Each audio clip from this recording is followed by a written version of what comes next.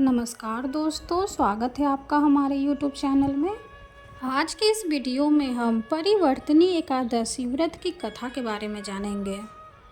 परिवर्तनी एकादशी का व्रत बेहद पुण्यदायी माना जाता है। इस उपवास को रखने से मोक्ष की प्राप्ति होती है। इसके साथ ही पापों का नाश होता है।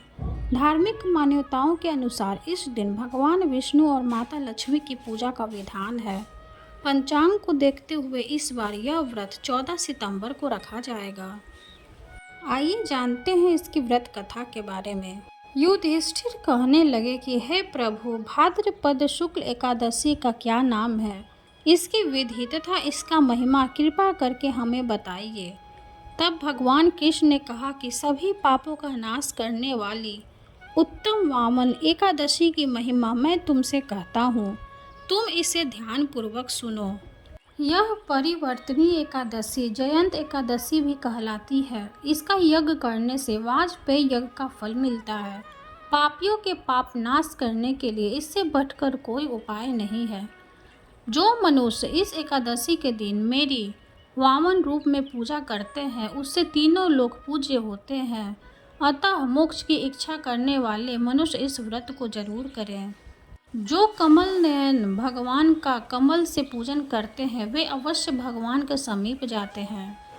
जिसने भाद्रपद शुक्ल एकादशी को उपवास और पूजन किया, उसने ब्रह्मा विष्णु सहित तीनों लोकों का पूजन किया। अतः हरिवासर अर्थात एकादशी का व्रत अवश्य करना चाहिए। इस दिन भगवान श्री हरि करवट लेते हैं, इसलिए इसको परिवर्तनी एकादशी कहा जाता है। मुरलीधर के वचनों को सुनकर युधिष्ठिर बोले कि भगवान, मुझे अति संदेह हो रहा है कि आप किस प्रकार सोते और करवट लेते हैं तथा किस तरह राजा बलि को बांधा और वामन रूप रखकर क्या क्या लीलाएं की।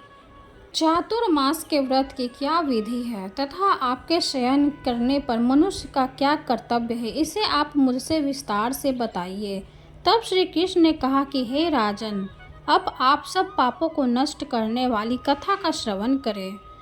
त्रेता युग में बलि नामक एक दैत्य था। वो मेरा परम भक्त था। विविध प्रकार के वेद सूक्तों से मेरा पूजन किया करता था और नित्य ही ब्राह्मणों का पूजन तथा यज्ञ के आयोजन करता था। लेकिन इंद्र से द्वेष के कारण उसने इंद्रलोक तथा सभी देवताओं को जीत लिया।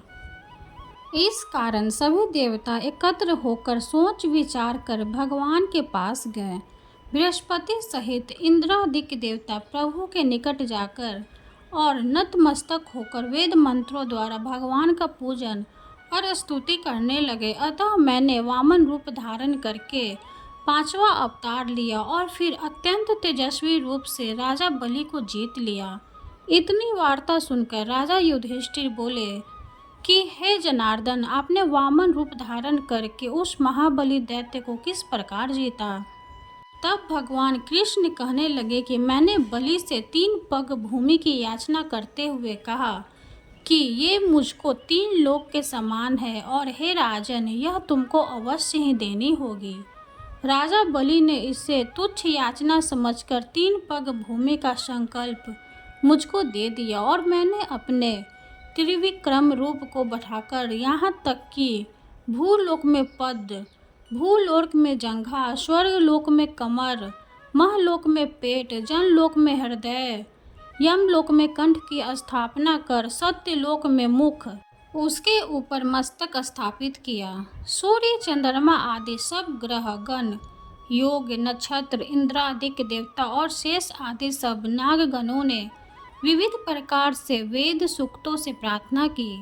तब मैंने राजा बलि का हाथ पकड़कर कहा कि हे राजन, एक पद से पृथ्वी, दूसरे से स्वर्ग लोक पूर्ण हो गए, अब तीसरा पग कहाँ रखूं।